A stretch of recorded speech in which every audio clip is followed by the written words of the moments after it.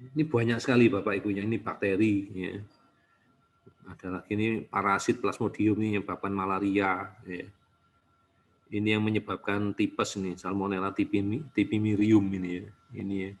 Ini rotavirus ini vaksinasinya. Ya. Ini rubella ini vaksinasi. Jadi kalau saya suruh metani ini nangis Bapak Ibu, saking banyaknya wis gak sanggup Bapak Ibu. Kemarin udah mau tak kotak-kotak lagi. Ini cacing nih ya. Aduh, sorry lah, mohon maaf gak sanggup saya. Saya juga gak tahu ya bisa menemukan COVID nggak di sini, saya juga gak tahu ya. Kayaknya sih sudah diinstal sama dia sih. Kita sih pernah baca dia punya ini viral toxin, ya, ini virus West Nile. Tapi aku belum baca sih ini Zika virus ya. Aku belum baca sih yang lain-lainnya ya. Ini masalah kebun binatang ya. Kalau kita ingin tahu parasitnya ada di mana, nama parasitnya apa, cacingnya ada di mana, ya cacing sampai ada di otak aja kita tahu ya. Ya alatnya canggih lah ya. Ya sampai apa yang mengganggu ada ya. Kemudian dari vaksinasi yang mengganggu yang mana ada. Terus ini ada semua yang dibutuhkan oleh tubuh kita apa ya. Ini cross check lagi ya, semua ada yang obat-obatannya apa. Sampai sini Bapak Ibu, lengkap. Jadi sampai gak kotak-kotakin lagi Bapak, saking banyaknya aku udah gak sanggup lagi. Ya. Nah inilah yang bisa dilakukan pemeriksaan sama Asira. Ya, sehingga dengan pemeriksaan tadi, lebih efektif kita akan tahu gangguan tadi itu disebabkan karena gangguan nutrisi atau gangguan organ. Kalau gangguannya nutrisi, dikasih suplementasi aja, mestinya masalahnya selesai. Kalau gangguan organ, dikasih nutrisi, mungkin nggak menyelesaikan masalah, ya tetap muncul, ya harus diperbaiki. Tapi kalau gangguan kedua-duanya, gangguan organ sama gangguan nutrisi, pasti ada progres, tapi nanti suatu saat stuck, berhenti, nggak akan progres lagi. Karena masalah yang disebabkan karena nutrisi sudah selesai, tinggal yang dibenahin di otak. Ya ini sudah dijawab ya, mengapa dengan protokol Dr. Senjaya progresnya cepat. Ya karena kita, apalagi yang menjalankan sesuai dengan jurnal protokol Dr. Senjaya lengkap ya, karena dilakukan tes biomedis Asira, jadi kita tahu prioritasnya. Nah lalu dok, yang nggak menjalankan protokol Dr. Senjaya dengan lengkap, ya kan Dr. Senjaya yang belajar berdasarkan pengalaman, berdasarkan data-data dari klinik yang dipunyai, yang mungkin yang diperiksa ada lebih dari berapa ratus orang ya. Akhirnya kita ngambil kesimpulan rata-rata anak kita itu anak alergi, coba diterapi alerginya dulu. Minimal kalau nggak bisa BIKOM ya dengan terapi suplemen sederhana. Suplemen sederhana yang mana dok? Ya kalau nggak punya uang, ya masih punyanya minimalis, ya obat cacing dulu dah. Bisa obat cacing kita lanjutkan dengan yang berikutnya yang sederhana juga, yaitu enzim sama Synbio. Ada urutannya Bapak Ibu ya. Silakan baca di pengumuman protokol Dr. Senjaya. Aku mungkin sudah waktunya baca pertanyaan. Ya. Oke, sudah dijawab sama Bu Alfi, aku enggak tahu pertanyaannya ya. Oke, ternyata Bu Kartika yang nanya ya, berapa bulan sekali ya, setahun sekali ya. Ini Putih Astuti ya. Kalau mau mulai suplemen kan minum obat cacing dulu satu keluarga ya dok, itu nanti kalau BAB yang keluar bareng feses apa enggak ya dok? Ada yang keluar bareng feses Bu. Nomor satu, kalau cacingnya memang sudah lama sekali dan banyak sekali ya, sehingga dosis obat cacingnya kurang ya. Itu ada pengalaman ya, salah satu ibu ya, di mana ya? Sumbawa kali ya. Yang lapor sampai saya kasih 3 kali siklus ya, 12 hari anaknya minum obat cacing ya, baru cacingnya enggak keluar lagi ya. Ya, si Duri ya, aku masih ingat ya. Dok masih keluar kreminya dok, kasih lagi Bu. Masih dok, mau bawa ke lab, gak usah Bu, udah kelihatan cacing mau bawa ke lab. Langsung kasih obat cacing, dosisnya ganti dosis dewasa, beres masalahnya. 12 hari anak itu saya kasih obat cacing. Ya, jadi bisa keluar hidup kalau dosisnya kurang ya, atau anak itu cacingnya terlalu banyak ya, ya bisa aja keluar hidup. Nah, sinyal hilang timbul ya enggak apa-apa. Nah ini tidak bisa jawab ya, dok Marcel usia 4 tahun disutur seangka baru terus 1 udah capek, nah, harus dilakukan pemeriksaan ya Bu ya, kalau nggak dites masa aku mau jawab apa, aku kan nggak tahu masalahnya ada di mana ya, udah dites baru ketahuan ya. Berpotensi leaky gut, ini Ibu yang jawab ya. Kok buah kok menimbulkan gejala autis? Aku nggak tahu, orang-orang kenapa kok suka pakai kata autis ya. Tadi aku ngomong sama pasienku Bu Citra. Mungkin salah aku kali ya, karena aku ngomongnya terlalu terus terang kepada kalian ya, bahwa memang yang aku temukan tuh alergi dan ikat ya. Dan bukan autis, aku ngomong ke kalian sehingga kalian tuh menyepelekan. Kalau dibilang autis, mungkin kalian akan konsen, akan ngobatin seumur hidup. Jual rumah, jual mobil, sampean mau. Ya, kalian mau. Tapi kalau dibilang alergi, wah, bolak-balik. Orangnya juga udah gak ada di sini ya. Dari jauh pun ya, dari Sidoarjo, Mojokerto, dari mana pun tuh dibelain datang ke tempat saya, hanya untuk konfirmasi anaknya autis atau tidak autis. Begitu dijelaskan tidak autis, kira-kira apa yang terjadi? Dikasih suplemen kan juga progres. Muntaber, hilang, gak ada jejaknya. Nggak menghubungi lagi, nggak konsultasi lagi, nggak apa-apa lagi. Tapi loh, diomongi terus terang, dibilang anaknya bukan punya masalah yang gawat, penyelesaiannya gampang, malah orang tuanya ngilang. Pernah tak telepon, mungkin ada satu ibu lagi di sini yang pernah posting di Facebook ya. Dokter ini loh kok manggil-manggili pasien, cari pasien, dokter sepi, gak punya pasien apa. Akhirnya aku gak manggil lagi aku. Daripada aku dibilang kayak gitu, aku niatnya nolong malah dibilang kayak gitu ya. Gak usah lah. Ya. Nah ini ya, Mario Sandriano Duri, aku masih ingat ya, 10 tahun ini. Yang minum obat cacingnya lebih dari 1 siklus ya, masih ingat. Ya Bu Renaldis ya. Bisa buah priani, minum Sinbio aja bisa, memang untuk menyembuhkan disbiosis sama leaky gut bisa. Tapi yang menyebabkan error anakmu yang mana? Kalau yang menyebabkan error karena makanan, yo nggak ada yang motong makanan, ya anakmu tetap error. Ya. Cuma ya sedikit membaik gitu. Ya tesnya murah, ya murah ya, apalagi sekarang ada bantuan teman-teman dari special membership ya, lewat mereka. Mereka pasti dengan sangat senang hati akan membantu. Banyak orangnya ya, enggak tahu ada 40 orang kali sekarang di sana ya. Pilih aja salah satu dari mereka. Mereka pasti mau membantu Bapak Ibu dengan senang hati. Ya.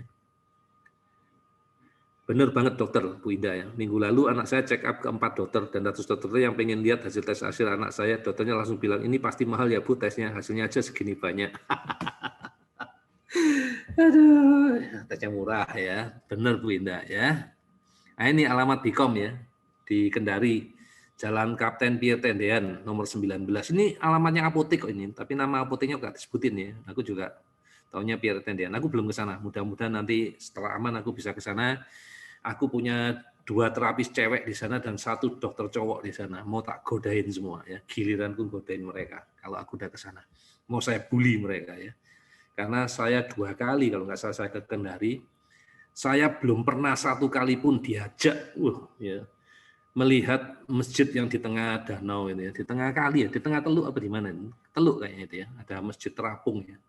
Aku cuma lewat dari jauh dan aku balik-balik kepingin ke sana, tahu-tahu sudah malam, yang nganter cuma dok malam dok bahaya dok ya aku akhirnya nggak pernah ke sana ya.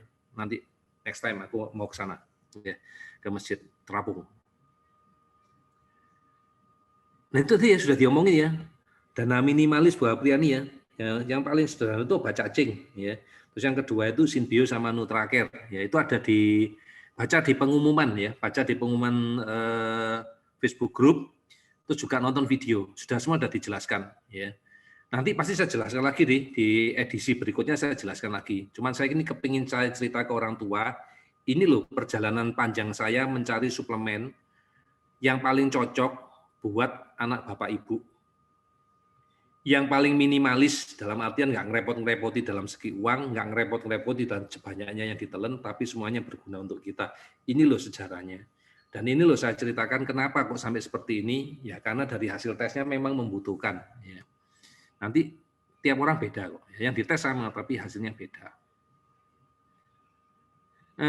Jujur kalau Picky Eater itu bukan masalah ngomong suplemennya apa. Ya, kalau saya lihat tuh masalahnya apa di Picky Eater. Kalau anaknya alergi, dikasih suplemen apapun not work ya. Lebih baik dibereskan alerginya dulu ya Bu Windarti ya. Oke. Apotek Mitra Medica. Nah, ini namanya Mitra Medica ya, nama apoteknya di Kendari. Obat cacing bisa di hari yang sama, bisa di hari yang sama, udah dijawab ya. Aku senang dengan orang tua ini. Udah diterapi dok, terapi gangguan tidur setiap Bikom seminggu sekali. Ya, mari kita coba bantu yang Bu Sila ya. Tolong terapis catat ya Bu Sila, kita buatkan oil, special oil. Ya. Oke, kayaknya sudah saya jawab semua pertanyaan Bapak Ibu. Oke, ya ini progresnya bisa cepat kalau di tempat kita itu ya jujur kita tahu itu masalahnya anak di mana ya, penyebabnya error kira-kira di mana, dan kita punya alat panduan sederhana ya. Kalau seandainya orangnya nggak tes ya, kita punya yang namanya itu ATEK. Ya. Dari ATEK tadi kita coba lihat, ini aku masih punya utang ya, janji sama Bapak Ibu ya, untuk membaca ATEK ya. Terus dari ATEK itu mau kita tentukan suplementasinya apa.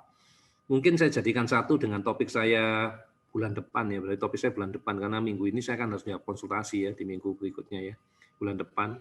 Kalau ketemu nilai ATEK-nya sekian, itu kira-kira gangguannya di mana? Itu tanpa kita melakukan tes ASIRA ya. Kok lucu sih dokter ya, dokter jualan tes ASIRA, tapi kalau tanpa melakukan, ya kan nggak semua orang bisa melakukan tes ASIRA ya, karena keterbatasan dana atau yang lain ya.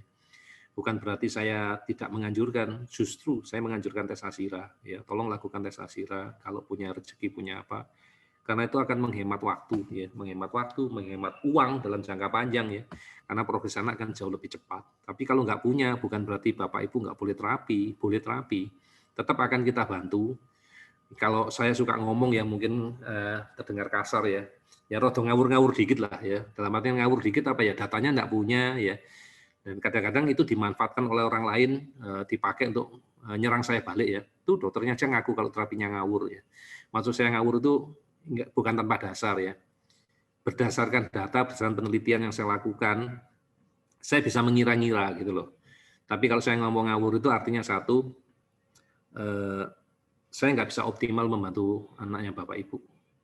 Ya, bukan berarti saya ngawur benar-benar nggak pakai otak tuh saya enggak. Saya tetap kerjakan kok ya. Saya kerjakan dengan tulus iya, ya. Saya kerjakan dengan ikhlas iya. Bukan berarti itu saya nggak perhatian sama Bapak Ibu, enggak. Ya tetap saya lakukan. Tapi ya saya orangnya lebih jujur ya, ngomong terus terang ya. Kalau tanpa data gitu kita ngomongnya apa? Ngawur kan? Iya ya. Nah, tapi ini ngawurnya nggak keterlaluan gitu loh. Minimal ada database-nya ya. Oh dari ATEK-nya kayak gini, ini kemungkinan di mana? Kemungkinan dokter kok bisa tahu kemungkinan? Ya karena saya sudah periksa berapa orang ya, dari grupnya Pak Heri aja ya, sebelum kita melakukan apa-apa. Kemarin Pak Heri pernah ngomong ya, di video itu di mana ya Pak Heri ngomong ya, itu udah ada 150-an orang ya, berarti kan ada 150 orang yang pernah tak bantu lewat grupnya Pak Heri aja. Nah yang nggak lewat grupnya Pak Heri kan juga besar sebelum itu, ya mungkin ada 500-600 orang yang sudah saya bantu. Nah kalau data sebanyak itu masa saya nggak bisa ngambil kesimpulan.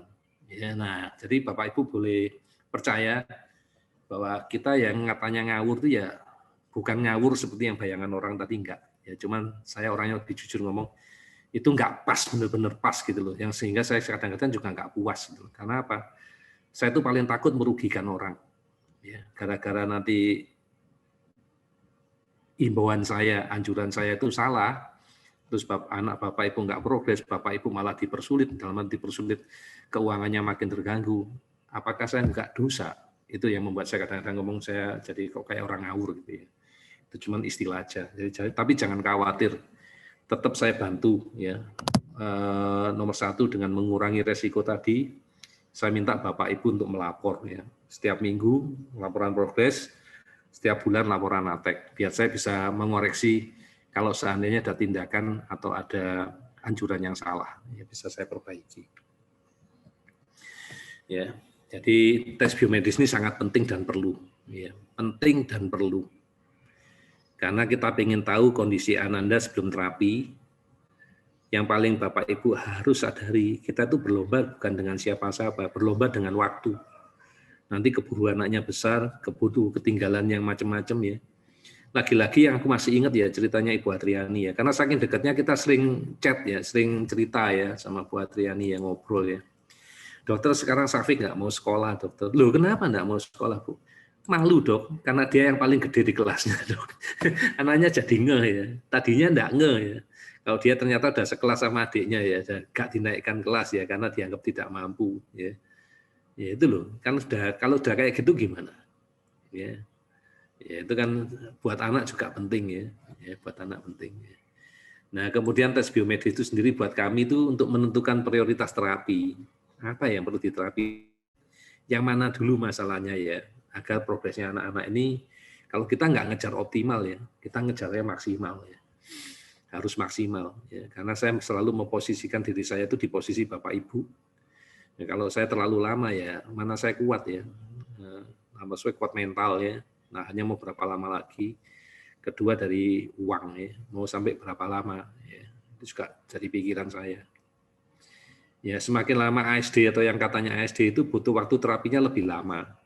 Otomatis keluar biaya juga lebih besar. Ya. Jadi kadang-kadang ada pertanyaan orang-orang, dok, kalau kita full, ngerjain full punyanya dokter Ali, apakah ada jaminan dok dalam waktu setahun 2 tahun selesai? Jujur saya enggak tahu. Karena masing-masing orang itu problemnya beda. Dan ada faktor yang tidak bisa dihitung, yaitu faktor dari cinta kasih Tuhan. Kalau Tuhan sayang sama kamu, mungkin nggak sampai setahun kamu juga selesai itu. Tapi yang jelas, kita selalu ada progres, gitu loh. Dan kita kepinginnya progres itu cepat. Sampai berapa lama dong? Nggak pernah tahu kita. Nggak pernah tahu. Bisa cepat, bisa lama, iya. Ya. Semua tergantung banyak hal.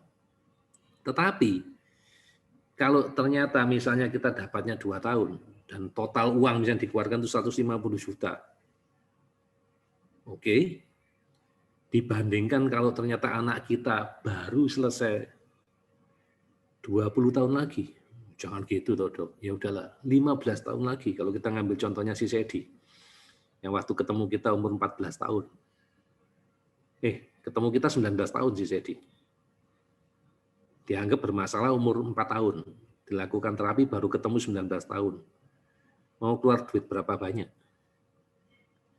Duit masih bisa dihitung. Emotion.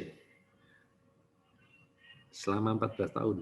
Nah, ya itu yang nggak bisa dihitung ya.